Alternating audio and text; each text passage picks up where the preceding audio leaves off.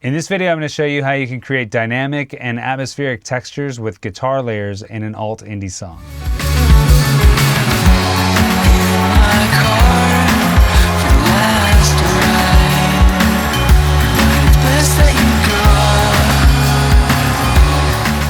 I'm David Duarte, aka Paper Trails. I'm an artist, music producer, and engineer, and I'm here to share the insight and knowledge I've acquired over 2 decades working in music. The usefulness of a house is in its emptiness, in the space enclosed by the walls.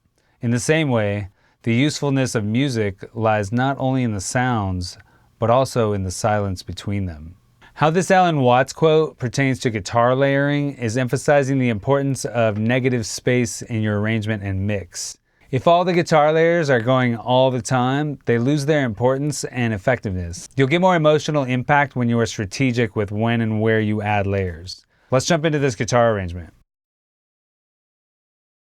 This song starts with just an acoustic guitar for the intro, so we're establishing that it's a main focal point of the song. And for the first verse, the arrangement is going to be pretty simple with just the acoustic guitar, bass, drums, and vocals. Let's listen to that so we can establish where we're starting from. A few steps from here, under the orange tree, I hear her laughing, so she is still by me. All I want, all I need is to see her one more time running. So this is basically our house. There are some walls, bit of furniture, some paintings, pictures of you in your awkward phase all over the place. But there's still plenty of space to live and even invite some guests over.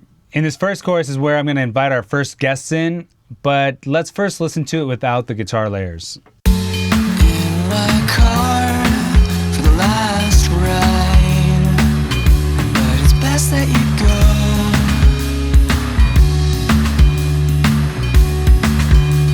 Sounds pretty cool so far. I'm playing this without the backing vocal layers and synth layers, which I'll add in at the end so you can hear how it all works together. So the first thing I want to do for a guitar layer is double the acoustic guitar with a clean electric guitar. I'm just looking for something subtle to make this chorus a bit bigger and wider than the verse, without the listener really even noticing this track. In my car for the last ride, best that you go.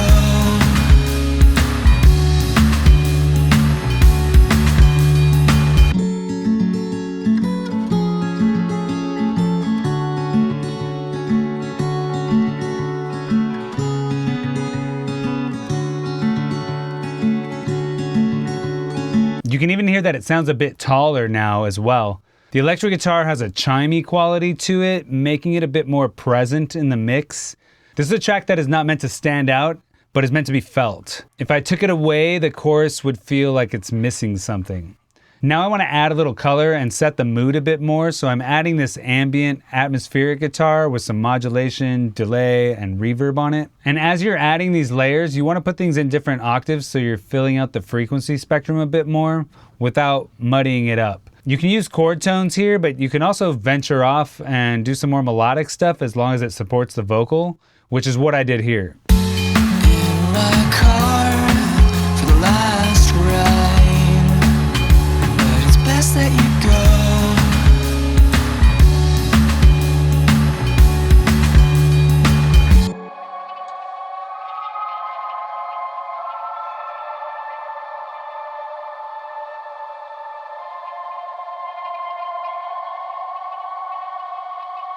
So now we've established the vibe with the eerie, atmospheric guitar.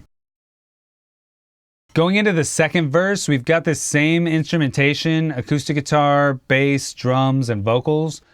We wanted to get smaller and roomier again, just like the first verse, but I like to introduce a new element the second time around. Using a lead guitar counter-melody to interact and have sort of a conversation with the vocal is a great way to keep it interesting.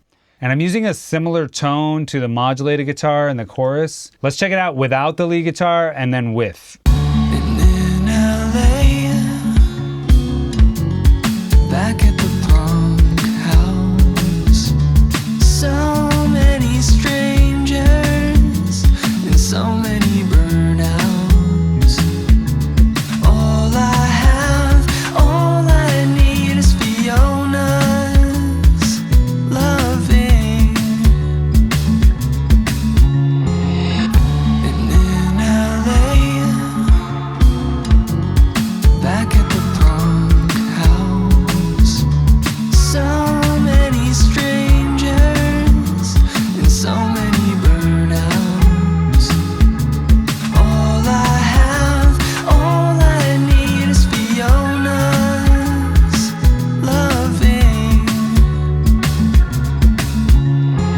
You can hear the guitar weaving in and out, dancing with the vocal.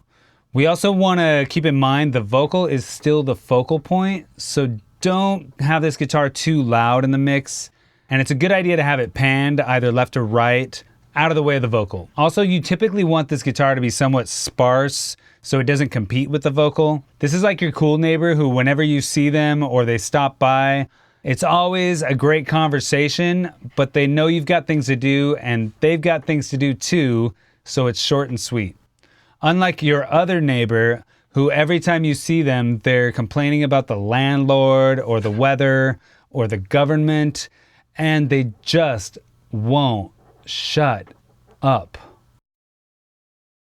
Going into the second chorus, I'm going to invite some of the same guests back from the first chorus by bringing back the same layers. But since we made a new friend in the second verse with that melodic lead track, I'm also going to invite them to join us for some subtle arpeggios, making this chorus a bit bigger than the last. In my car for the last ride, but it's best that you go.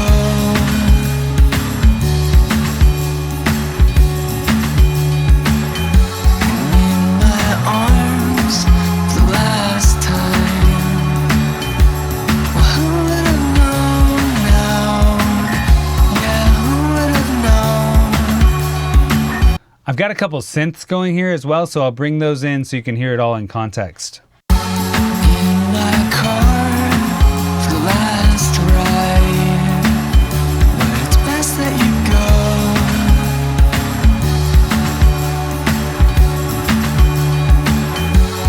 In my arms for the last time.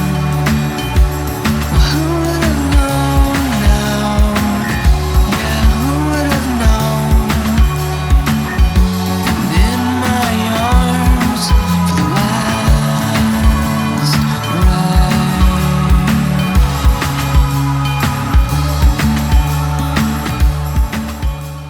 With the bridge, I'm looking for some contrast. This is like we're having a dinner party with a whole different group of friends than we had in the chorus. We still have the main instruments, but the electric guitar textures are going to change. Let's hear it without the electric guitars, and then we'll add the layers in one by one. And she's still so small, break the dirt. It's fine, it's fine, it's fine. And oh, what a doll, break the dirt. It's fine, it's fine, it's fine.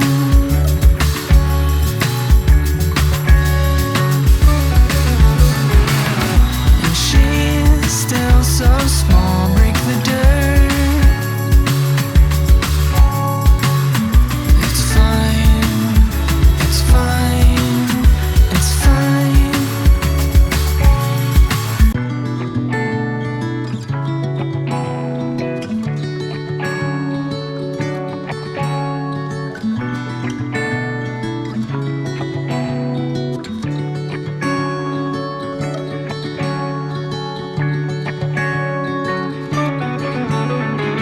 This first one on the left is playing a palm muted arpeggio with the same chord as the acoustic guitar, only playing an octave below the acoustic.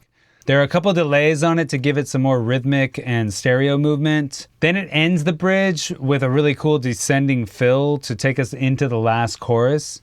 The second guitar on the right is playing the same chords as the guitar on the left, but strumming a simple pattern complementing the arpeggiated guitar. Then to tie them all together, I've got this third guitar panned center, playing the same chords as the guitar on the right, only an octave above, and using a whammy pedal with the octave down harmony setting. This guitar is also doubling the descending fill from the left guitar, but playing it an octave higher. This will fill out the section without the parts conflicting with one another. Real quick, if you're learning from this, make sure to like, subscribe, and if you need more personalized help, there's a link in the description for one-on-one coaching sessions with me, where we can cover everything from music production and engineering to guitar, bass, ukulele, or keyboard. Or if you're interested in having me produce, mix, or master your project, My contact info is in the description as well. All right, let's move on to the last chorus. Here's where we're going to invite all of our friends over for a huge party. Although we may have to move some of the furniture around to accommodate everyone, and we're definitely hiding all those awkward phase picks. Let's take a listen. In my car for the last ride, but it's best that you go.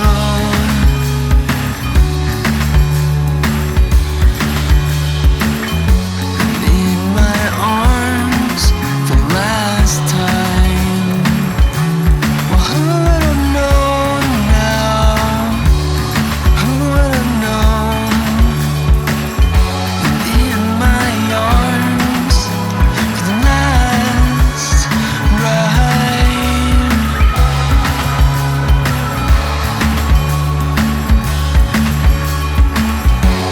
In my car for the last ride, but it's best that you go.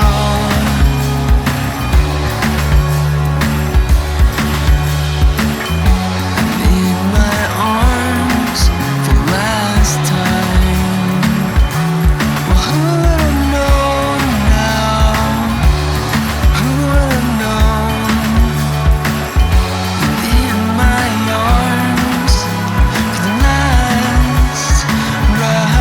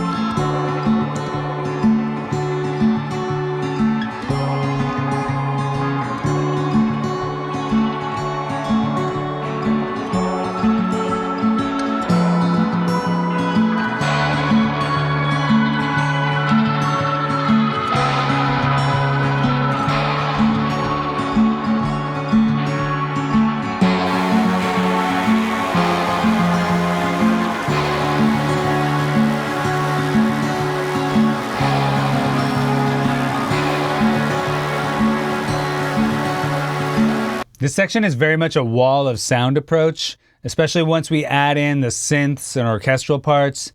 There isn't really one part that I want to stick out here.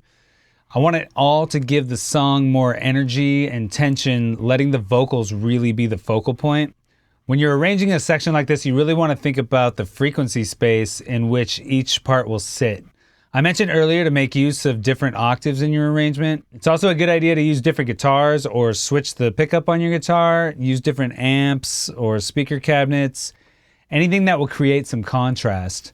Like, you wouldn't paint a picture of the sky with only blue paint. That would just be a blue painting. You'd need some contrast, like different shades of blue, clouds, a sun, maybe a horizon with some mountains or trees so you know it's a painting of the sky. The next thing you'll need to keep in mind when you've got this many layers is that you'll need to carve out some space with EQ and panning. One of the main things I'm going to do is use high pass filters or low cuts to get rid of the low end frequencies that will just muddy up the mix and lose clarity. I'll also use low pass filters or high cuts for certain tracks that really need to only fill a small frequency space. If you have all your tracks full spectrum frequency wise, you'll end up masking other instruments. For example, if you don't do any low cuts on these guitar layers, they'll mask the acoustic guitar, bass, the kick drum, and even the vocals. And the top end of some of the tracks might clash with the top end of the synth, cymbals, or vocals as well. So that's also something to pay attention to. There is no magic frequency to use as a cutoff though, since it's all context dependent. So instead of worrying about the exact frequency to cut at, just do an EQ sweep and intentionally go too far so you can hear when it clearly sounds too small or too thin. Then pull it back until it sounds how you want it to sound and is no longer masking the other instruments. A good way to know if your filtering is good is to turn the volume all the way down, and as you turn it up, you should be able to still hear the rest of the instruments, and the track you're filtering isn't sounding too small or too thin. It just fits right in. You can play with this in solo so that you know what you're listening for, but you really should do it in the context of the rest of the mix to be able to make a good decision. Let's listen to a couple of these tracks in solo and you can hear what kind of filtering I'm doing.